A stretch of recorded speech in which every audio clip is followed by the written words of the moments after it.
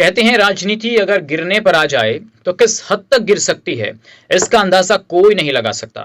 दोस्तों, आज मैं ये बात देवबंद क्षेत्र के गांव लालवाला में हुए उस प्रकरण को लेकर कह रहा हूं जिसमें जमीन के मालिकाना हक पर दलित और राजपूत समाज आमने सामने आ गए थे।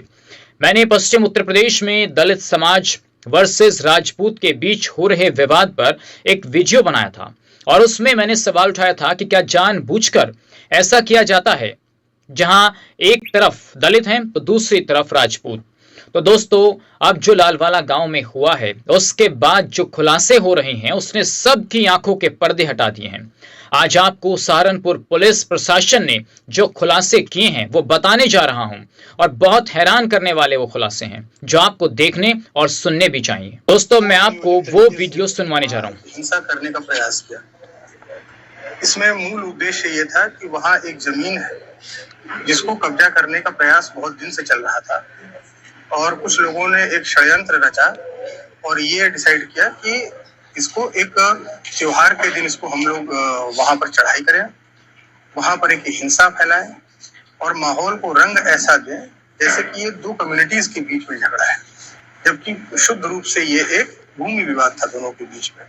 इसमें जो मूल विवाद बताया जा रहा था भूमि का, उसके संबंध में जिलाधिकारी महोदय ने कुछ स्तरीय कमेटी का गठन किया जिसमें कि वहां के एसडीएम, सीओ और जो चकबंदी विभाग के अधिकारी हैं उन लोगों ने बहुत ही तत्परता से इसमें जांच किया और जो इसमें एग्रेसर पक्ष था, जो चढ़ाई कर रहा था, जो इसको विवादित रूप से बता रहा था और ये कह रहा था कि इसमें कब्जा जो है उनका कहीं ना कहीं से इसमें स्टेक है, वो आरोप उनके पूरी तरीके से निराधार पाए गए। तमाम अदर जो हम लोगों को साक्ष्य मिले थे इसके दौरान, उसके आधार पर हम लोग इस निष्कर्ष पहुंचे कि कुछ लोग वहां पर गांव के जो एक व्यक्ति है नरेश, उसके साथ मिले, उसको ये भड़काया कि तुम्हारी जो जमीन जो नरेश ने बहुत पहले ही बेच रखी थी उसकी कीमत चूंकि बढ़ चुकी है, अगर वो इसको एक विवादित घोषित करा दे, हिंसा का रूप हम वहां पर इसको दे दें तो ये जमीन जो है विवादित हो जाएगी और जो इसमें दूसरा।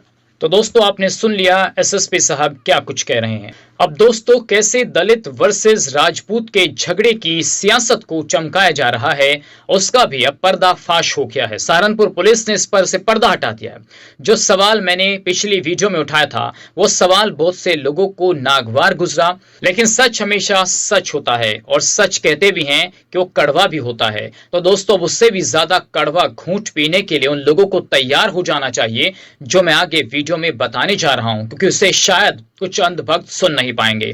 तो दोस्तों, कहानी यह है कि हाल ही में सहारनपुर पुलिस प्रशासन ने बड़ा खुलासा किया है कि कैसे जानबूझकर लालवाला गांव में राजपूत समाज के खिलाफ एक बड़ी साजिश हुई, सोची समझी साजिश। पुलिस ने इस मामले में खुलासा किया है कि मसला जमीन का नहीं बल्कि उसको जातीय रंग देने के लिए एक गहरी साजिश रची गई। जो खुलासे पुलिस ने किए हैं उसे सुनकर आप हैरान हो जाएंगे। मैंने अभी आपको वीडियो भी सुनवाया कि कैसे आरोपियों ने पहले गांव में संत रविदास और डॉक्टर भीमराव अंबेडकर का संयुक्त बोर्ड लगवाया, फिर महाराणा प्रताप जयंती के नाम पर भीड़ जुटाई। 5 मई को अफवाह फैलाई गई कि जमीन जोती जा रही है। 8 और 9 मई को मूर्ति स्थापना की आड़ में दंगा भड़काने की कोशिश की गई और फिर उसके बाद जो बवाल हुआ वो आप सब ने देखा।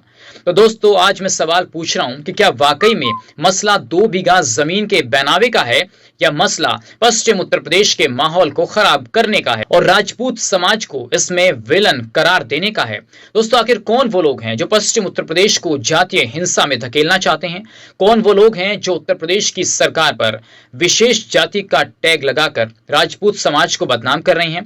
दोस्तों, उनका खुलासा भी होना चाहिए। और वैसे पुलिस प्रशासन ने इस गंदी और समाज को तोड़ने वाली मानसिकता को बढ़ावा देने वाले मास्टरमाइंड, जिसका नाम रामचंद्र है, दूसरा आशीष और तीसरा गांव का ही रहने वाला एक हिस्ट्री शीटर जिसका नाम शेर सिंह है, उसको गांव में शेरा भी बुलाते हैं, उनको गिरफ्तार किया गया।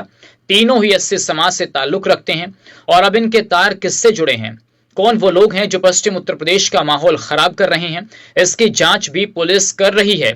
दोस्तों, रामचंद्र ही वो जहरीला सांप है जिसने अपने समाज के नरेश कुमार को ठाकुर पक्ष के रविंद्र राणा के खिलाफ उकसाया, और जो जमीन नरेश कुमार ने पहले ही रविंद्र राणा को बेच रखी थी, अब उस जमीन की कीमत बढ़ गई है क्योंकि हर जगह डेवलपमेंट हो रहा है। उसको भड़काया कि भाई आपकी जमीन महंगी हो गई है, लेकिन ये जमीन तुम्हारी हो सकती है, बस तुम्हें हमारी एक बात माननी होगी।